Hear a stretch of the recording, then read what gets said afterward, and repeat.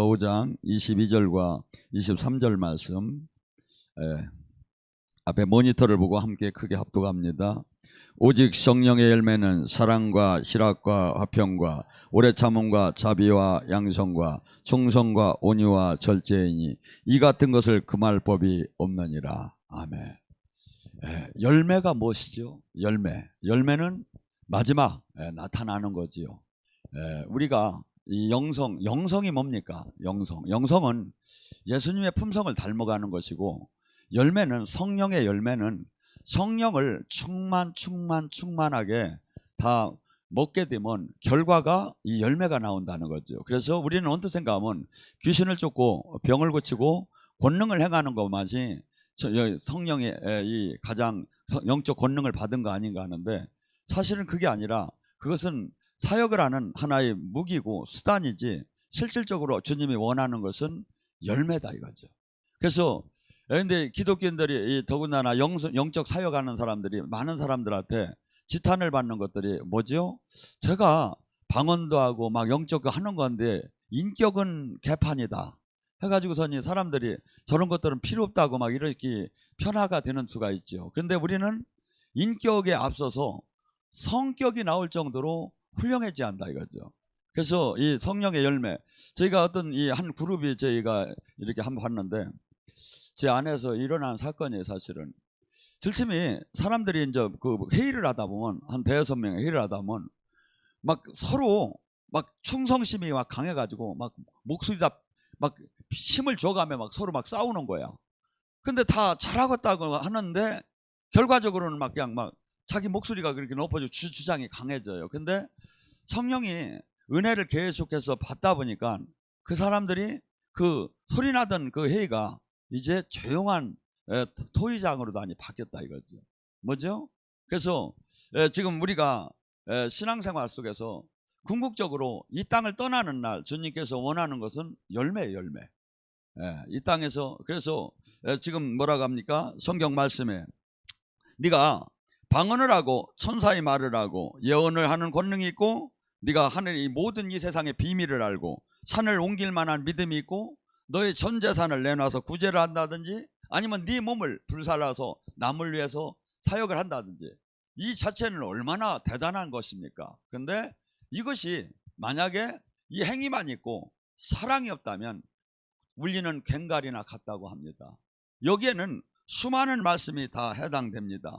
네가 총회장이라고 해도, 네가 목사라고 해도, 네가 권사라고 해도, 네가 장로라고 해도, 아니면 네가 교회를 10,000개를 세웠다 하더라도, 네가 10만 명을 전도했다 하더라도 사랑이 없다면 아무 소용없다는 거죠. 그래서 궁극적으로 우리는 주님의 품성을 닮아가는 사람을 만들고 거듭나서 품성을 만들어가는 사람을 만드는 거지. 그래서 로마서 8장 30절에 뭐랍니까? 하나님께서는 우리를 택하시고 그 다음에 부르시고 그 다음에 의롭게 하시고, 하나님 뜻을 알게 해서 사람을 의로운 사람을 만들고 구원 안에 들어오게 하고, 마지막 하나님이 그 사랑할 수 있는 영광 안에 하나님의 영광을 드러내는 사람으로 만드는 게 목적이라고 하죠. 그러니까 우리는 이 좁은 의미에서 보면 내가 갈 바를 알지 못하는 때가 많아요. 근데 성경에 하나님 말씀에 목표를 딱 보면 거기다 대면 갈 수 있는, 어떻게 가는 것이 옳은 건가가 답이 나오죠. 그래서 지금 내가 지금 이 신앙생활 속에서 주님께서는 궁극적으로 하나님은 본체가 사랑이시라고 합니다. 그래서 사랑할 줄 모른다면 하나님을 알 수가 없다고 합니다. 그래서 주님께서 이 12제자들을 내보내고 귀신을 쫓고 죽은 자를 살리고 문둥병자를 고치고 하더라도 그들 역시도 사랑이 없다면 아무 소용이 없다는 거죠. 그래서 궁극적으로 우리가 목적은 사랑의 이 성령의 열매. 그래서 예수님의 캐릭터라고 보면 돼요. 성령의 열매가 예수님이 그 성격, 인품. 그래서 이것이 사랑을 프리즘에다가 딱 집어넣으면 이렇게 사랑, 희락, 화평, 오래 참음, 자비, 양성, 충성, 온유, 절제로다니 그 인격이 이렇게 나타나는 것 같아요. 근데 절침이 우리에게 지금 그러면서 고린도전서 13장이 그 사랑을 이렇게 보면 뭐랍니까? 사랑은 또한 오래 참는다고 합니다. 오래 참는다고. 우리는 기독교 하나님 이 진리의 이 훈련, 이 영적인 이 제자 훈련을 하면서 수없이 상처가 되고 수없이 떠날 이유들이 많아져요. 그리고 하나님 일을 하다 보면 수없이 핍박과 환난과 수없이 장애물이 많이 생기게 됐죠. 이것을 어떻게 합니까? 사랑을 내가 하는 그 인격을 갖게 되면 오래 그 핍박이나 환난이나 두려움이나 이런 모든 데에서 오래 참는 그 인성이 나오기 시작을 한다고 해요. 그래서 마치 냄비에 막 끄듯이 막 그냥 막 할렐루야 놀렐루야 하고 막 그냥 나 목숨 걸고 하나님 사랑한다고 하더니 조금 있어 없어져 버려. 그러지 말고 어떠한 고난이 와도 어떠한 저기를 와도 이렇게 주님을 사랑하고 그 사랑 안에 이렇게 뭐랄까 그 인격이 나오는 거. 그래서 모세도 하나님께서 쓸 때 어떻게 했습니까? 모세를 쓸 때 만약에 모세를 쓰려면 그 왕자 교육을 받은 모세 40대에 모든 인프라가 이 인맥이 다 형성이 됐을 거예요. 봐요. 왕자로서. 그래서 그를 파라오로까지 만들려고 했던 그 시대에 그 사람을 그때 하나님이 그 뭐랄까 이스라엘의 출애굽의 지도자로 세우는 게 가장 합당하죠. 근데 하나님께서는 그렇게 하들 안 했어요. 오히려 사람을 죽이게 해서 살인자로 몰려서 미디안 광야로 도망가서 처가살이를 하게 한 거예요. 처가살이. 그래서 부인이 누굽니까? 부인이 십보라야. 그래가지고서 원래 처가살이는 겉벌이 서말만 있어도 처가살이를 안 한다는데 십보라가 누구야? 들당락이라는 거요. 여자가 어찌기 센지 그냥 거기서 어찌기 그냥 맨날 처갓집에서 서름을 받았던지 모세 그 옛날 왕자였고 그 화려한 자신을 다 잃어버렸어. 40년 동안 목동하다 보니까.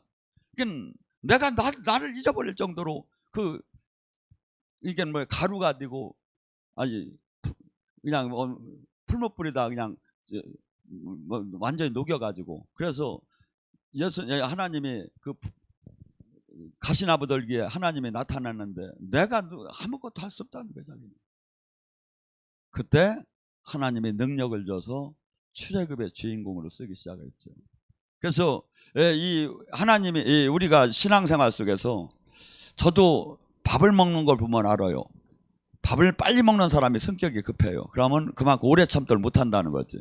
근데 제가 온전하다는 게 아니라 우리 인성이 그 모든 거 핍박과 환난과 모든 데에 대해서 오래 참는 그 인성이 반드시 성령이 충만해진 사람은 나타나게 돼 있다 이거죠. 나타나야 한다 이거죠. 하나님께서 다윗도 그렇습니다. 다윗을 쓰려고 한다면 그때 젊었을 때 그 어린 나이에 그 전쟁을 할 때 골리앗 앞에 왕도 장수들도 모두 벌벌 떨었어요. 그때 이 다윗이 나가면서 뭐라고 했습니까? 그 누구도 나가지 못하는데 다윗의 믿음에는 저건 짐승에 지나지 않는다. 나는 만군의 여호와가 나와 함께 있다. 그리고 그는 늘 그것을 실전을 해봤어요. 이리 때가 와서 사자가 와서 양떼를 물고 갈 때 그 어린 소년이 그걸 쫓아가서 내가 물려 죽으면 어떡하나 하는 마음이 왜 안 들었겠습니까? 그런데 양떼를 지킨다는 마음과 또 여호와 하나님이 나와 함께 한다는 그 믿음이 있었기 때문에 달려가서 사자 콧시험을 막 잡고서 흔들어서 양을 빼와도 자기가 이기는 것을 늘 체험을 했던 사람이에요. 그러니까 그가 뭐랍니까? 너는 칼과 단창으로 나오지만 나는 만군의 여호와 이름으로 나간다. 세상 모든 어떠한 적이도 창조주 하나님을 이길 수도 없다는 거야. 창조주 하나님이 나와 함께 한다는 거야. 그런 믿음으로 나가서 골리앗을 물리쳤어요. 그때 그 나라 백성이 전부 다 이렇게 얘기했다고 해요. 사울은 천천히요 다윗은 만만이라고. 그러면 그때 바로 왕이 됐어야 한다고. 근데 하나님께서는 그를 그때 왕으로 세우더라네요.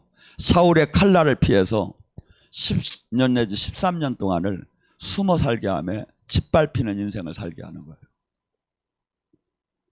그래서 내가 그 무엇을 해도 내가 했다는 소리가 안 나오고 여호와 하나님이 했다는 소리로. 그래서 하나님은 고린전서 1장에도 약한 자를 들어서 강한 자를 부끄럽게 하고 어리석은 자를 들어서 지혜로운 자를 부끄럽게 한다는 거예요. 그래서 하나님은 만약에 똑똑하고 잘난 사람 같으면 어떤 현상이 일어나죠? 사울 같죠. 사울을 하나님께서 불러서 다윗을 만들 때 얼마나 그가 연단을 시킵니까? 그리고 연단시키다가 또 그것도 부족해가지고 바울의 가시를 줬지요. 그 가시는 늘 아팠다고 해요. 늘 고통스러웠다고 해요. 근데 만약에 그것을 안 주게 되면 교주가 될까 합니. 그래서 나는 약할 때 강함을 시사하게 되죠. 그래서 우리가 오래 참음. 그래서 하나님께서는 지금 우리는 저나 여러분은 인간은 누구든지 빨리 내가 원하는 것을 하나님이 축복으로 다니 빨리 주기를 원하죠. 근데 하나님은 절대 그렇지 않고 우리를 모든 것을 로마서 8장 28절 모든 것을 하나님께서는 사랑하는 자에게 협력해서 선을 이루느니라. 뭐죠? 인생의 여정 속에서 아픈 거, 슬픈 거, 고통스러운 거, 사람을 만나서 짓밟힘을 당하는 거, 원수가 내 머리 위를 걷게 하는 거, 물과 불을 시험을 통과하는 거, 이 모두가 마침내 그 풍부한 그 하나님 나라를 유업으로 받을 수 있는 조건을 만들기 위해서 그 연단을 준다고 합니다. 그래서 우리 성령이 충만할수록 오래 참는 것이, 그래서 이 고난 중에 우리는 순종을 배운다고. 히브리서 5장 7절에도 예수님께서 하나님의 아들이심에서도 고난 중에 순종을 배웠다고 합니다. 또한 우리에게 하는 게 로마서 5장 3절과 5절에 뭐랍니까? 환난은 인내를 낳고 인내는 연단을 낳고 연단은 소망을 낳고 소망을 성령으로 말미암아 하나님의 사랑이 부어지느니라. 그래서 우리에게 지금 다가오는 이 세상 사람들이 받는 그 오래 참음과 우리가 하는 오래 참음은 차원이 다르다 이거죠. 우리는 반드시 이 오래 참음의 인격이 나타남으로써 하나님의 영광을 드러낼 수 있다고 주님은 말씀하십니다. 두 번째, 우리가 사랑하는 사람은 온유하다고 합니다. 온유는 제가 늘 하나님 나라에 대해서 얘기할 때 투비 모델들이라고, 하나님이 원하는 사람으로 만들어진 사람이 온유한 자라고 합니다. 근데 미국에나 이런 지금 요새는 성경 이름을 쓸 때 여자들한테는 온유라는 것도 잘 써요. 온유 하면서 이렇게. 그래서 사라나 드보라 쓰지 말고 온유 이 발음들. 그래서 온유하면 얼마나 좋습니까? 그래서 이 온유한 자가 땅을 기업으로 받는다고. 그래서 예수님께서도 마태복음 11장 29절에 뭐라 합니까? 나는 온유하고 겸손하니 나한테 와서 배우라고 합니다. 예수님께서는 이 십자가를 요한복음 10장 17절에 뭐라 합니까? 나는 이 십자가를 질 수도 있고 안 질 수도 있었다고 해요. 근데 만민을 살리기 위해서 영원한 이 인류의 백성을 구원하기 위해서 그 십자가를 참고 지셨다고 해요. 마태복음은 마지막에 이 주님께서 뭐라고 합니까? 이 주님이 제자들한테 이렇게 얘기해요. 내가 괴로워 죽겠다고. 그런데 너 왜 잠만 자느냐고. 그러면서 예수님이 나가서 아버지 이 잔을 내가 받지 않을 수 있으면 받지 않게 이 고난의 잔을 옮겨달라고. 허나 아버지 뜻이라면 아버지 뜻대로 하옵소 하고서니 3번씩이나 그 괴롭고 아프고 힘들면서 제자들은 옆에서 같이 함께하지 오히려 잠을 자는데 예수님은 3번씩 그러면서 하나님이 내가 내 뜻대로 살지 않고 하나님이 원하는 사람으로 만들어진 삶을. 그래서 우리는 예수님을 믿는다는 것은 우리 모두가 지금 주님이 제자가 된다면 십자가를 지고 따라오랍니다. 십자가는 결코 쉬운 게 아닙니다. 고난의 잔이고 슬픔이고 조롱의 대상이고 고통입니다. 근데 이것을 이것을 내가 주님 때문에, 주님을 사랑하기 때문에 스스로 짓는 것이, 이것이 상당히 온유한 사람의 대표라고 저는 봅니다. 또한 우리에게 뭡니까? 사랑하는 자는 시기하지 않고 자랑하지 않고 교만하지 않고 무례히 행하지 않고 자기 유익을 구하지 않는다고 합니다. 인생은 누구나 자기 이득을 위해서 살고 싶습니다.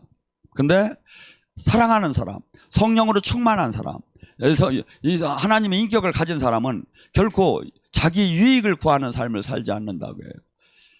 예수님이 이 땅에 마가복음 뭐라고 합니까? 인자가 이 땅에 온 것은 섬김을 받으러 온 것이 아니라 섬기려 왔고 많은 사람에게 대속물로 내 생명을 내주러 왔다. 예수님을 믿는다는 것은 예수님이 하신 사역을 내가 이어서 제자로서 그 삶을 산다는 것이 예수님을 믿는 겁니다. 그렇기 때문에 우리는 수없이 어떻게 보면 계산기를 어려서부터 두드리면서 살아왔습니다. 그런데 예수님을 믿는 순간에, 나 옛사람이 죽는 순간에, 새롭게 태어난 순간에 계산기를 내려놓고 나의 이익보다도 저 사람이 얼마나 이득이 될까? 내가 하나리 미라리. 그래서 요한복음 12장 24절에 주님께서는 말합니까? 예수님을 믿는 사람은 하나리 미라리더라는 거예요. 하나님의 생명은 결코 내 생명이 있는 동안에는 내가 죽지 않으면 내 안에 있는 예수님의 생명은 나올 수가 없다는 거예요. 그렇기 때문에 이론적, 신학적, 교리적으로는 이게 확실히 아멘이 되지만 실상 삶 속에서는 이게 아멘이 되기가 어렵다 이거죠. 그런데 어떤 사람이 아멘이 될까요? 하나님으로부터 다스림을 당하는 사람, 하나님 장중 안에 있는 사람이 이 말씀대로 삶을 살지 않을까 합니다. 그래서 수많은 사람들이 지금 기독교는 지금은 예수님을 믿는다고 하면 존경의 대상이 되는 게 아니라 때로는 믿는 것들이 더해 이런 소리가 나옵니다. 그러나 오순절이 초대교회에서는 예수님을 믿는 사람들에게 하나님 나라 모든 백성들이 예수님을 믿는 사람들을 칭송했다고 합니다. 그리고 또한 시다와 표적이 하도 많이 나타나서 하나님 나라가 생명이 너무나 나타나서 두려워했다고 합니다. 두려워했다고. 그럴 때 주님께서 날마다 백성들을 믿는 자의 백성들을 수를 늘려줬다고 합니다. 지금 기독교는 성경적인 부흥이 돼야 하고 이 세상 사람으로부터도 칭송을 받아야 하고 이 세상 사람으로부터 저 사람은 하나님이 반드시 함께 있는 사람이야. 하나님이 천국과 지옥이 우리를 통해서도 아니면 하나님의 살아계심이 우리를 통해서도 보여지는 것이 우리가 삶에 그들에게 해야 할 의무다 이거죠. 제가 이것은 일반적으로 하는 얘기가 아니에요. 예수님께서 그 모범을 얘기를 해요. 요한복음 14장 6절서부터 뭐랍니까? 예수님이 이제 내가 길이요 진리요 생명이라고 하며 내가 아버지께 간다고 할 때 제자들은 이렇게 합니다. 주님 하나님 한번 좀 보여달라고. 하나님 한번 좀. 그러니까 예수님이 뭐랍니까? 빌립아 너는 나를 봤으면 하나님을 봤는데 어찌하여 나를 보여달라고 하냐. 그러면서 예수님이 뭐랍니까? 네가 나와 하나님이 함께함을 알지 못하느냐? 알지 못하면 내 안에서 행하시는 그 일을 보고 나와 하나님이 함께함을 믿어라. 내가 사역을 할 때 하나님이 함께하는 게 믿어져 안 믿어져? 믿어져? 사역을 할 때나 설교를 할 때나 하나님이 함께함이 보여지는 게 아니라 종이 취할 왜? 그래서 이것은 그러니까 우리 각자가 똑같아요. 여러분이나 나나 주님의 대사고 주님의 제자고 주님의 증인이 삶을 살아요. 그러니까 내가 행동 하나, 언어 하나 모든 것이 사람들에게 비춰질 때 주님을 욕비게 하느냐, 주님을 영광스럽게 하느냐 나에 달렸다 이거죠. 그리고 내가 그러한 하나님이 함께한 하나님의 뜻대로 내가 삶을 산다면 반드시 하나님이 책임을 지고 역사할 걸 저는 믿어요. 우리가 행동을 할 때. 그래서 지금 우리는 수없는 많은 사람들이 이 신앙을 기독교, 종교적, 신학적, 교리적으로 바라보는데 그게 아니에요. 인격적으로 그분과 나와 하나가 됐고 생명으로 하나가 됐고 지금 이분이 지금 원하는 가장 하이라이트는 성령의 열매를 맺는 인격의 변화가 나와야 한다 이거예요. 인격의 변화가. 또한 뭡니까? 성내지 아니하고 악한 것을 생각하지 아니하고 불의를 기뻐하지 아니하며 진리와 함께 기뻐하고 그 다음에 모든 것을 참으며 모든 것을 믿으며 모든 것을 바라며 모든 것을 견디느니라. 옆 사람에게 가족에게 직장에서 모든 것을 참으며 모든 것을 믿으며 모든 것을 바라며 모든 것을 견디느니라. 이것은 그를 진짜 사랑하지 않으면 할 수 없는 일들이에요. 사랑해야만이 할 수 있는. 그런데 우리는 지금 이러한 사랑, 이 열매를 지금 주님께서는 이 성령으로 충만해지고 주님 영으로 충만해지고 충만해지면 이 열매, 이 인격이 나온다는 거예요. 이 인격이. 화평케 한다고 합니다. 화평케 하는. 화평은 뭡니까? 옆 사람 보고 저 한번 봅니다. 화평은 상대성입니다. 샬롬 한번 합니다. 샬롬. 예. 그래서 이 화평케 하는 것은 상대성입니다. 그래서 첫째는 나와 하나님과 어떠한 샬롬 관계가 됐느냐 이거야. 두 번째는 나와 이웃과 어떠한 샬롬 관계가 됐느냐 이거야. 세 번째는 나 자신을 어떤 사람은 무진장 제가 보면 괜찮은데 무진장 비하하고 무진장 슬럼프에 빠져있고 무진장 깨져있는 사람. 내가 볼 때는 한 부분에 너무 좋은 점도 많은데 너무나 그렇게 생각해요. 그렇다고 또 너무 교만스럽게 너만 막 저기하게 하면 안 되지만 자기를 사랑하지 않는 사람이 어떻게 남을 사랑합니까? 이상해?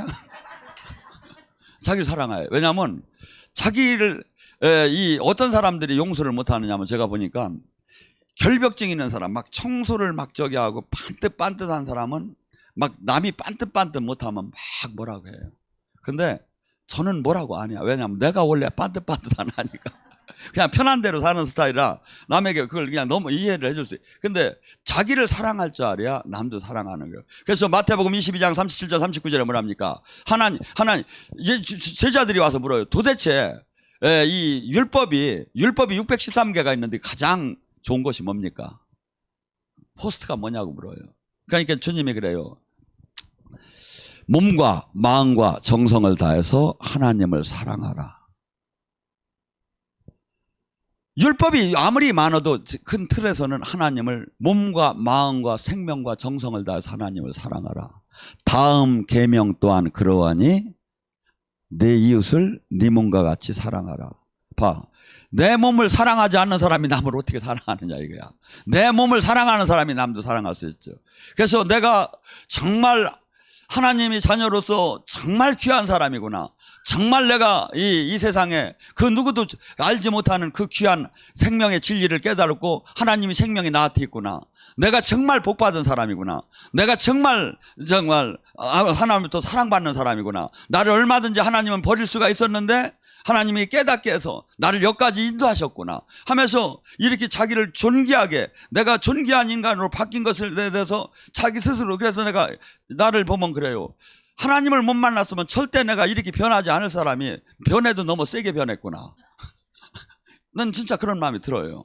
그게 그러니까 우리가 지금 뭡니까? 이 신앙은 하나님은 여기서 막 무진장한 큰 일을 먼저 하라는 게 아니라 반드시 이게 먼저 된 다음에 세상 일을 나가야지. 아무리 바빠도 바늘을 허리에다 묶어서 쓸 수가 없어요. 원칙으로 들어가야지. 원칙으로. 그래서 우리 교회는 이제부터는 옆 사람 이뻐서 교회를 나오고 싶다 하는 마음이 돼요. 뭔 얘기인지 알아? 왜냐하면 되게 우리 옛날 교회 이 얘기를 들어보면 서로 싸우다가 없어져 버려. 나하고는 아무 관계도 없는데. 근데 서로 이 사람 이 교회가 오면 정말 따뜻하다. 정말 기쁘다. 정말 저 사람을 만나면 막 기쁘다. 막 이런 마음이 들어갈 정도로 상대방한테 항상 뭐죠? 배려하는 마음. 말을 할 때도 저 사람이 지금 내가 이 말을 하면 어떤 생각을 들고 혹시나 상처를 받지 않을까 수없이 생각하면서 그래서 이 언어를 뭐라고 하죠? 언어는 인격이라는 거예요. 그래서 야고보서에서 이 혀를 제어할 줄 아는 사람은 자기를 제어할 줄 아는 사람이라는 거예요. 이 세상에 칼에 맞아 죽고 총에 맞아 죽는 사람보다 혀에 맞아 죽는 사람이 더 많대요. 막 상처를 받아가지고. 그래서 우리는 언어가 항상 뭐야? 복된 언어. 그래서 제가 원래는 농담을 무진장 좋아하던 사람이에요. 왜냐하면 태권도를 했고 운동선수였기 때문에 그냥 뭐 만날 때마다 노는 게 일이었고 만날 때마다 막 그냥 이렇게 막 활기차게 막 그냥 이렇게 막 세상 속에서 이렇게 침을 뱉었어. 그랬는데 주님을 만나고 나서 예언을 하다 보니까 어떻게 하나님 말씀을 내가 전하면서 여기다가 농담을 갖다 넣을 수 있는가? 원래 이 부흥 강사들은 일부러 조크를 많이 해요. 농담을 이렇게 저기 하고 웃기고. 근데 저는 이걸 못 하겠는 거야. 우리 목사님은 재미가 없다는데 아니요. 내가 원래가 엄청나게 재미난데 내가 지금 하나님 왜냐하면 이 언어가 여러분에게 내가 할 일은 뭐냐면 여러분을 웃기고 여러분을 막 이렇게 저기 하는 게 그게 목적이 아니라 지금부터 내가 예배 제사를 잘 드려가지고 하나님 영이 여러분들한테 많이 들어가는 게 이게 최고 내가 해야 할 일입니다. 그래서 묶임이 풀어지고 결박이 풀어지고 영이 열리고 놀라운 그 하나님을 만나게 하는 그 통로 역할을 잘하게 하는 게 목사가 해야 할 일이지 여러분을 막 그냥 문자로 내가 참 저 권사님 내가 얼마나 기도해 주는지 아냐고 막 그냥 뭐 내가 갔다 오면 또 내가 또 그 기도 많이 막 인사해 주고 막 저기 하고 이게 사랑하는 게 아니라 목사가 할 일은 하나님 임재를 잘 끌어내려서 여러분들이 하나님을 잘 만나게. 저는 오늘 오다가 또 이렇게 누가 그래요. 목사님이 어젯밤에도 저희 집에 오셨다고. 뭔 소리인지 모르는 모양이에요. 난 신방을. 이런 사람이 많아요. 이게 뭐죠? 그게 하나님이 나와 온전한 관계에 있다는 뜻이에요. 제가 그랬죠. 여러분에게 저녁에 꿈을 꿀 때 제가 나타나면 뭐라고? 제가 밤에 돌아다니는 사람이 아니라고. 왜냐하면 예수님이 오신 거라고. 성령님이 오신 거고. 두 번째, 그것이 네 지도자가 저 사람이라는 거예요. 서목사라는. 그래서 영적 신방이라고 해요. 그걸 갖다. 영적 신방이라고. 그래서 우리가 이 저기 하는 이 화평. 그래서 또한 마지막 뭐갑니까? 물질 관계. 이 세상의 이 재산 물질 이 관계. 이거 지금 물질은 거의 만몬 신에 버금가게끔 저기 했어요. 그러니까 말로는 얼마든지 우리가 인사를 하고 말로는 그래서 옛날 어른들이 뭐라 했냐면 돈 거래해 보면 사람 마음 안다 그랬어요. 돈 거래해 보면. 저는 여러분이 알다시피 제가 돈을 무진장 좋아하는 사람인데도 이를 악물고 사례비를 안 받기 시작했었어요. 왜? 이것이 나는 여러분에게 이 지금 교회를 사랑하고 사람들이 이 재정을 이것을 모든 사람이 오는 사람에게 다시 환원해 가지고 그들이 편익을 제공하는 게 그것이 사랑이라고 생각한 거예요. 그것이 사랑이라고 생각한 거예요. 제가 만날 때마다 목사님은 눈을 안 마주쳤는데 아니 마음을 마주쳤어. 걱정하지 마. 그리고 여러분이 아프면 내가 말은 안 해도 내가 저 집에서 기도하는 사람이고 근데 이 뭐죠? 그래서 우리가 이 저기를 이 물질 이것은 한없이 그래서 이 병의 근원이 된다고 해요. 이 물질은 우리를 수없이 이 땅에서 우리를 유혹이 하루에도 수백 번씩 들어와요. 물론 물질이 복을 받아서 풍요하게 제가 보면 이래요. 하나님과의 관계가 잘 되면 첫째 건강이 회복되고 물질이 되게 질치면은 본인이 안 되면 자식 때에도 반드시 잘 되게 돼 있어요. 왜? 반드시 하나님은 풍성하신 하나님이야. 그래서 이 복을 반드시 내려주게 돼 있다. 그래서 기독교 국가가 이 세상도 잘 살고 있고 이 제대로 믿는 사람 내 가정이 항상 그 후손들이 번창하게 돼 있다 이거죠. 근데 막 저기는 수없이 많이 지금 내가 챙기지 않으면 마치 내가 이게 마이너스가 될 것 같은 그런 마음이 들지만 항상 그건 세상 사람들이 하는 모함이고 하나님이 보시기에 내가 지금 항상 이 물질 하나를 어떻게 쓰는가를 물질이 어떻게 흘러가는고 어떻게 집행하는가를 보면 그 사람이 하나님의 사람인가 자기가 죄인인 사람인가를 알 수 있죠. 그래서 이 관계를 그래서 이 화평케 하는 관계를 그래서 나는 지금 이 땅에서 주님께서 화평케 하는 그 열매를 맺으라는 것을 그 삶을 반드시 살아야 한다. 또 하나 마태복음 5장 9절에 뭐랍니까? 팔복을 얘기하며 화평케 하는 자는 하나님의 아들이라 칭함을 받는다고 해요. 여러분 지금 화평케 지금 수많은 저는 이 말씀을 늘 얘기했지만 팔복은 뭐 하나님의 사람을 예수님이 화목제물을 지었기 때문에 화평한 제물이 됐기 때문에 화평케 하는 사람이 맞지 그랬더니 주님이 그런 얘기를 해요. 이 팔복은 이 땅에 복을 받는 천국 열쇠를 받는 사람을 얘기하는 거지 예수님을 얘기한 게 아니다 이거야. 그러면서 수많은 사람들이 지금 하나님과 관계가 단절되고 원수 관계가 있다 이거야. 원수.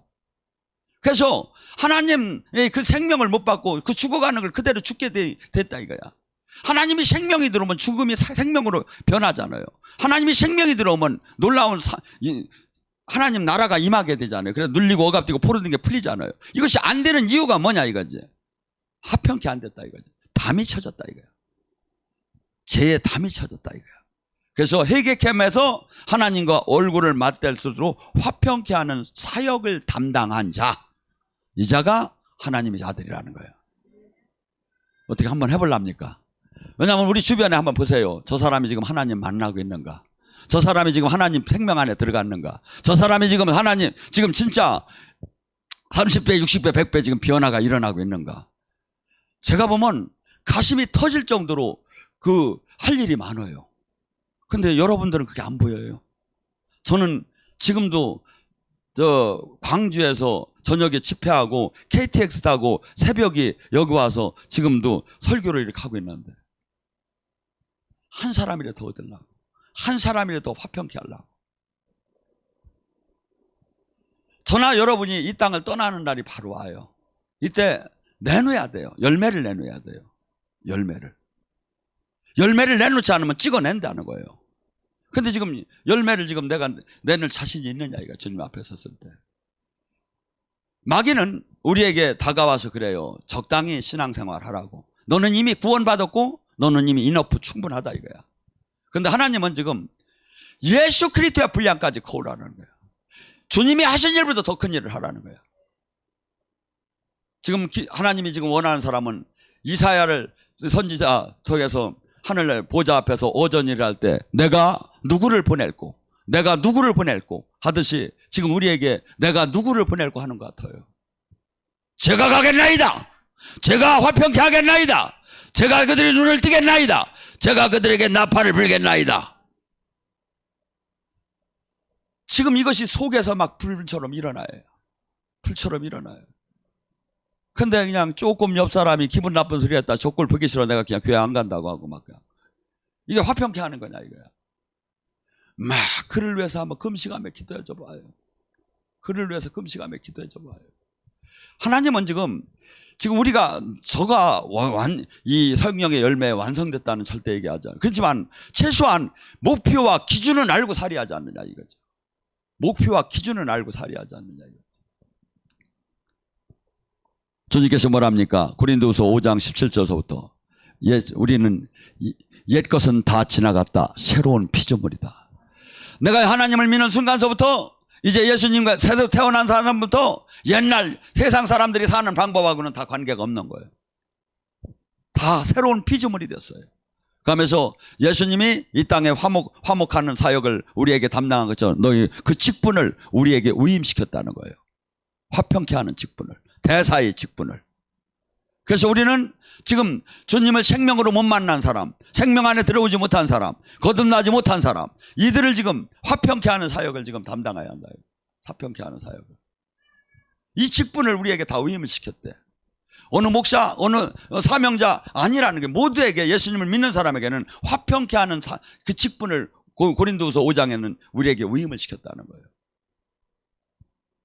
첫째는 내가 주님과 지금 온전한 화평 관계에 있느냐 이거야. 내가 지금 주님과 지금 맥힌 담이 있느냐 이거야. 이사야 59장 2절에 뭐랍니까? 너와 하나님과 나의 담이 있다. 그 담은 죄로 말미암아다. 성령은 코이노니아예요. 고린도서 13장 14절. 성령, 이 축도를 할 때 하면 성령의 교통하심, 통고. 이 모두가 성령은 하나님과 예수님과 우리랑 관계에서 연락을 하시는 분인데, 이 연락이 우리가 죄를 질 때 단절이 된다 이거예요. 단절이 된다. 그래서 첫째는 내가 주님과 지금 화평한 관계가 만약에 안 됐다면 화평한 관계를 만들어야 한다 이거예요. 주님이 원하지 않는 삶을 버리고 회개로 돌아가서 주님의 얼굴을 구하고. 주님은 뭡니까? 부모님하고 제가 보면 똑같아요. 너 맞아? 너 이렇게 하면 내가 아주 그냥 이제 너 밥도 안 줘? 너 아니면 내쫓아? 너 이제 더 저기 하면 너 호적에서 빼? 막 부모님이 화가 나면 그러잖아요. 하나님도 너희들 저기 바벨론으로 포로로 잡혀갈 거야. 70년 동안 너희들 저기 할 거야. 이렇게 하다도 공의와 정의를 실천하는 사람 한 사람만 있으면 안 보낸다는 거예요. 그것이 없었기 때문에 에레미야 5장 1절에 봐봐요. 공의와 정의를 실천한 진짜 성도 하나가 없었기 때문에 70년 동안 그 백성이 끌려간 거예요. 그래서 우리는 지금 이 땅에 사는 동안에 그냥 나 하나 죄를 안 짓고 나 하나 이렇게 주일 성수하고 신앙생활하면 되는 게 아니에요. 옆 사람을 보고 저들이 화평치 못하고 주님을 못 만나고 생명 안에 있지 못한 것이 막 보여지고 안타깝고 깨달음에서 막 기도를 해봐요. 하나님이 얼마나 기뻐하겠는가. 99마리 양 중에 하나가 들어오는 걸 기뻐한다는데, 그런 사요. 하나님이 기뻐하는 사요.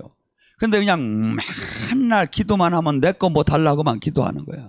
근데 주님은 뭐랍니까? 마태복음 6장에 먹고 마시는 걸 구하는 거는 이방인이나 하는 거지, 하나님 자녀는 째째하게 그런 거 구하지 않는다는 거야. 하나님 자녀는 당연히 오브코스, 당연히 줄 걸 믿는다는 거야. 마태복음 6장 33절로 마감합니다. 뭐죠? 첫째, 오직 하나님 나라 의를 구하라. 그리하면 네 모든 것을 곁들여 주리라. 곁들여 주리라. 그러니까 이 당구를 잘 치는 사람은 3쿠션을 친단 말이에요. 하나님이 움직이게 하는 거, 하나님이 기쁘게 하는 일을 하면 하나님이 미안하셔서라도 내 걸 빨리 또 해주지 않겠느냐 이거야. 그래서 우리는 지금 이 열매, 내가 지금 이 열매는 제가 여기저기 하는 게 아니라 주님께서 요한복음 15장에도 열매가 만약에 맺지 않으면 찍어낸다는 거예요. 필요 없다는 거예요. 반드시 열매를 내놓으라는 거예요. 그리고 또 하나, 내가 이 열매 안에 들어가면 첫째, 내 문제, 내 가족이 후손 문제가 풀리기 시작을 해요. 두 번째, 남을 살릴 수 있는 사람으로 바뀌기 시작하는 거죠. 바뀌기 시작하는 거죠. 그래서 여러분들이 첫째, 항상 지금 내가 궁극적으로 변화해야 할 것은 능력을 받는 것도 좋고 예언을 하는 것도 좋고 귀신을 쫓는 것도 좋지만 그보다 더한 건 마지막은 내가 인격의 변화다. 사랑, 희락, 화평, 오래 참음, 자비양성, 충성, 온유, 절제할 수 있는 인격이 나오는 거다. 하나님이 이걸 갖고 하나님이 심판대에서 영원한 심판을 하실 것이다. 그렇게 정답을 딱 정해놓으면 내가 뭘 해야지 하는 것이 나오죠. 이제 내가 뭘 더 열심히 더 해야겠구나. 그래서 이 땅을 떠나는 날이 두려운 날이 아니라 기대되고 가장 복된 날이 되는 그런 성도가 되기를 주님의 이름으로 축원합니다.